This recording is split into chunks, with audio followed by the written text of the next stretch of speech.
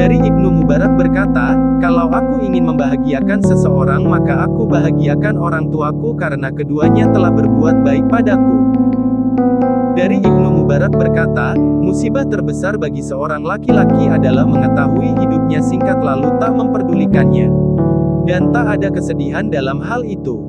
Dari Ibnu Mubarak rahimahullah berkata, tidaklah seseorang menjadi alim tanpa belajar, apabila dia telah mengira mengetahui segala sesuatunya, sebenarnya dia telah bodoh. Dari Ibnu Mubarak berkata, penuhilah 2 rakaat sunnah untuk ibadah dan memuji pada Allah, jadilah angin yang menyejukkan. Apabila ada keinginan berbicara hal yang keji cepatlah seketika bertasbih di tempatmu. Dari Ibnu Mubarak berkata, kalau ada pemuda yang takutnya 100% pada Allah, tapi tidak punya sifat wara, yaitu berhati-hati, maka bukanlah ia seorang wara. Dari Ibnu Mubarak berkata, orang yang tidak rendah hati, merasa kurang, pasti orang yang tamak dan kikir. Abdullah bin Mubarak berkata, dan tak ada yang dapat menolongku segala sesuatu seperti aku mendapat pertolongan dari Allah, karena aku tak mendapati saudara yang tulus karena Allah.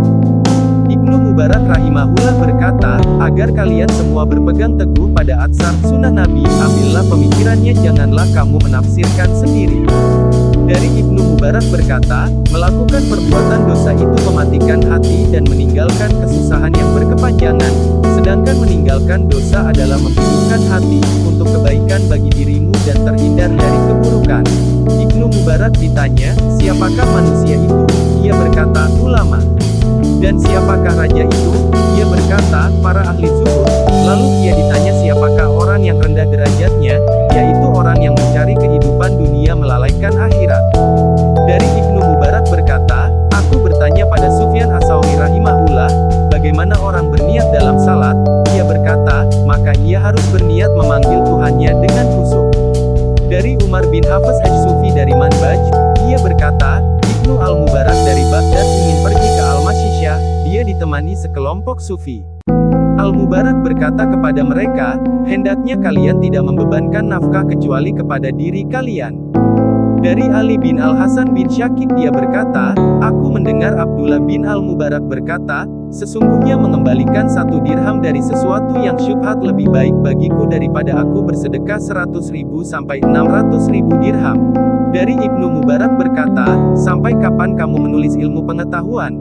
Ia berkata, kalau kalimat yang bermanfaat belum ditulis maka akan aku tulis selanjutnya. Ibnu Mubarak ditanya tentang akhlakul karimah, ia berkata, akhlakul karimah adalah wajah yang penuh senyum, gemar melakukan kebajikan. Dari Ibnu Mubarak rahimahullah berkata, orang yang zuhud adalah orang yang apabila mendapatkan kesenangan dunia, tidak bergembira, susah pun tidak bersedih.